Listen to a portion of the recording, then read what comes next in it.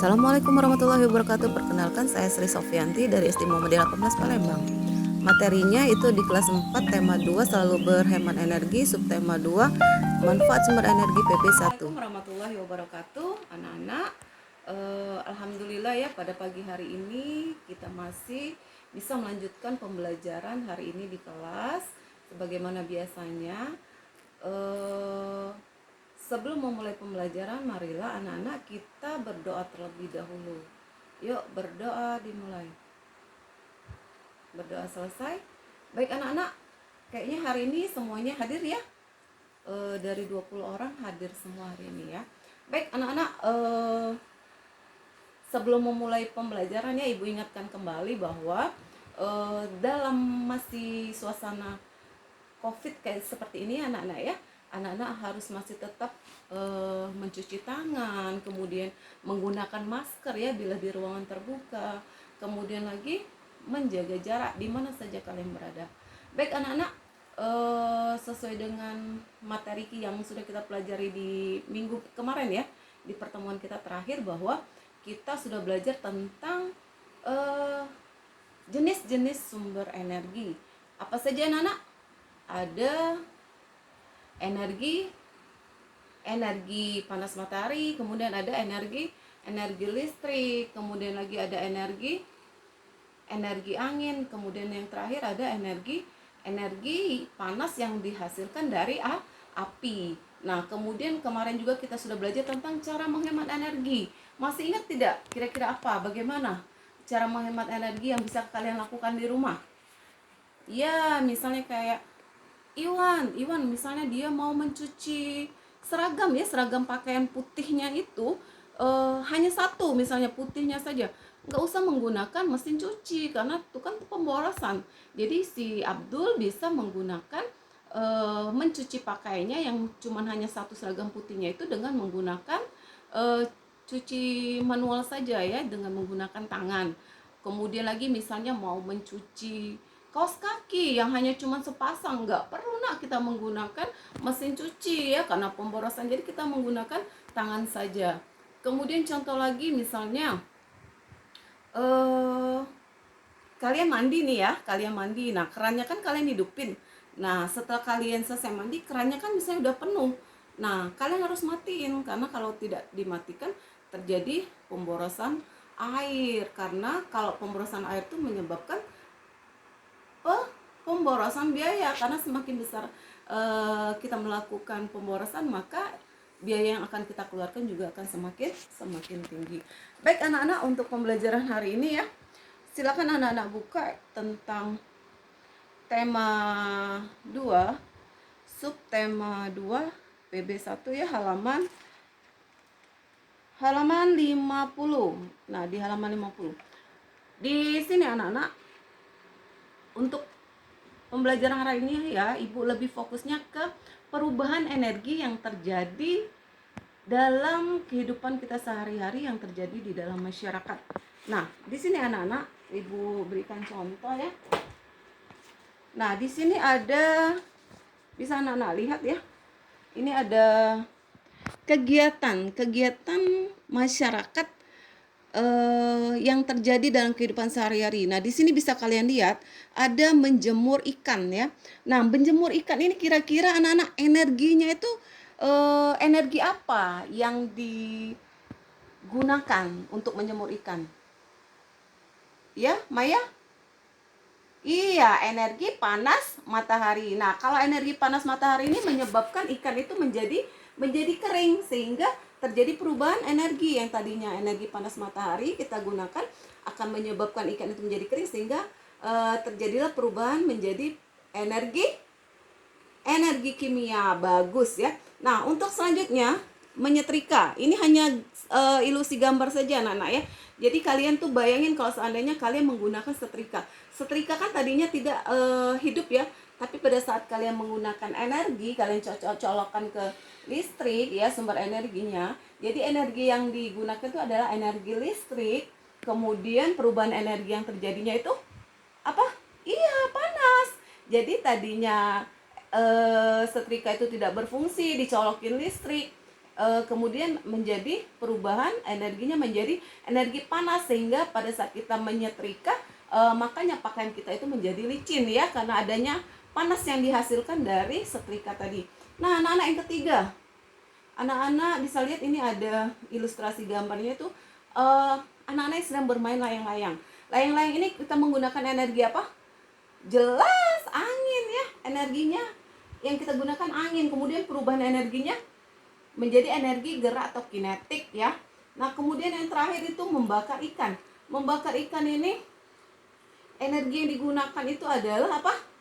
Iya, kalau kita menggunakan arang berarti kan sumber energinya itu dari panas yang dihasilkan dari api. Kemudian terjadi perubahan energi menjadi energi kimia. Oke, anak-anak, mungkin itu beberapa kegiatan ya yang biasanya terjadi di dalam masyarakat, yang juga mungkin kalian sehari-hari juga melakukannya. Jadi kalian tahu, oh ternyata kegiatan yang saya lakukan ini menggunakan energi ini. Nah, ibu contohkan lagi, misalnya di rumah kalian menggunakan kipas angin tidak? Nah, kalau kalian menggunakan kipas angin, berarti kan kipas angin itu terjadi perubahan apa? Ilham? Iya, jadi kalian menyolokkan kipas anginnya ke listrik, energi yang digunakan energi listrik. Kemudian yang terjadi adalah ya kipas anginnya bergerak, sehingga terjadilah perubahan dari energi listrik menjadi energi gerak. Dan bisa kalian cari ya beberapa contoh-contoh lain yang bisa juga di rumah, juga bisa di lingkungan sekolah, yang mempermudahkan kalian dalam pemahaman perubahan energi. Nah, anak-anak, kalau kaitannya dengan sumber energi panas ya, kemudian lagi tadi kan kegiatannya dalam kegiatan yang berkaitan dengan manusia ya. Nah, sekarang ibu akan jelaskan kaitan sumber energi khususnya matahari itu dengan tumbuhan. Tumbuhan di sini lebih mayoritasnya itu ke sumber daya alam yang banyak memberikan manfaat bagi kehidupan manusia sehari-hari. Nah, di sini anak-anak bisa kalian lihat di sini di gambar yang sudah ibu sediakan ya. Ini adalah yang banyak memberi manfaat bagi masyarakat. Jadi ini ada beberapa contoh ya gambar yang sudah ibu sediakan. Nah, dari gambar ini dia fungsinya nggak hanya satu anak-anak. Jadi selain dia sebagai bahan makanan, ada lagi fungsi yang lain. Nah, ibu contohkan saja di sini ada beberapa gambar ya. Bisa kalian tahu ya, ini gambarnya apa. Ini ibu contohkan yang nomor 1 ya. Ini kunyit, namanya kunyit. Nah, kunyit ini selain sebagai bahan makanan, bisa juga digunakan sebagai obat tradisional. Obat tradisional ya, misalnya kalian pernah minum jamu? Ya, jamu yang tradisional yang bibi gendong. Nah, di situ ada kunyit ya. Kunyit ya, fungsinya banyak sekali nak kunyit itu ya. Nah, kemudian selain sebagai bahan makanan, sebagai obat tradisional, kunyit juga bisa digunakan sebagai pewarna alami ya. Jadi tidak menggunakan pewarna sintetik, tapi kita menggunakan pewarnanya kuningnya dari yang berasal dari kunyit. Kemudian ada beberapa banyak ya. Ini ada apa nak? Jahe ini, lengkuas, kemudian serai ini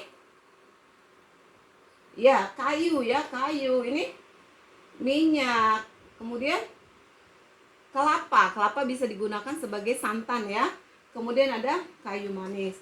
Nah, anak-anak, dari beberapa kegiatan materi yang sudah ibu jelaskan tadi, dari perubahan energi, kemudian bagaimana energi yang digunakan, kemudian perubahan apa yang terjadi, kemudian lagi kaitannya dengan sumber energi panas yang bisa membantu proses pertumbuhan ya, sehingga di sini timbullah sumber daya alam yang diperlukan dalam proses fotosintesis dalam tumbuhan ya, dalam melakukan berkembang biaknya ya anak-anak ya. Nah, di sini untuk kira-kira sampai di sini ada yang mau bertanya anak-anak? Paham pembelajaran kita hari ini? Oke, kalau paham, tadi ya sebelumnya ibu sudah bagikan LKPD. Jadi di LKPD itu kalian bisa contreng saja kira-kira ini masuk nggak ke bahan makanan. Ya, gambar itu kira-kira masuk. Kalau masuk kalian contreng saja, kalau tidak masuk kalian X saja. Oke? Sudah? Baik, sini LKPD-nya. Ibu kumpul dulu. Selanjutnya Ibu akan memberikan evaluasi anak-anak. Ini evaluasinya hanya 5 soal ya, 5 soal. Jadi kalian tinggal buat nih, kalian tinggal buat kira-kira sumber daya alamnya apa ya. Sumber daya alamnya ini sudah tersedia. Kira-kira pemanfaatannya harus minimal 2 ya anak-anak. Pemanfaatnya harus minimal 2. Selain bahan makanan apalagi kira-kira. Nah, kemudian yang di kolom ketiga itu ada tempat dipasarkan. Misalnya apa di pasar tradisional, apa di supermarket ya, atau di swalayan, terserah. Kira-kira anak-anak itu mendapatkannya di mana? Oke, Ibu bagikan ya.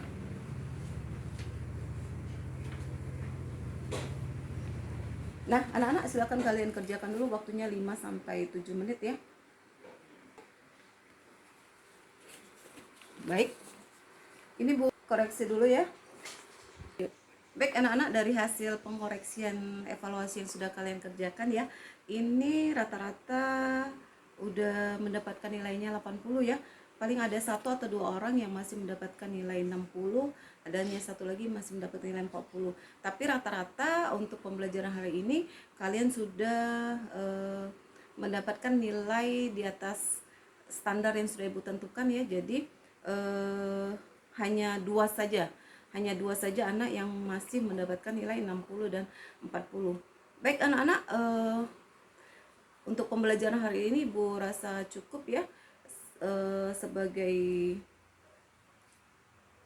tindak lanjut untuk di rumah supaya kalian benar-benar paham pembelajaran hari ini, Ibu akan memberikan PR ya. Bisa kalian buka bukunya, buku siswanya di halaman 52 ya. 52 yang di bagian bawah. Nah ya, ada tabel 5 itu ada tabel. Silakan kalian kerjakan, karena pengerjaannya di rumah bisa kalian minta bantuan atau bimbingan dari orang tua. Baik anak-anak, alhamdulillah pembelajaran hari ini kita sudah selesai ya. Untuk mengambil berkahnya, marilah anak-anak kita mengucapkan lafaz hamdalah, alhamdulillahirabbil alamin. Wassalamualaikum warahmatullahi wabarakatuh. Terima kasih anak-anak.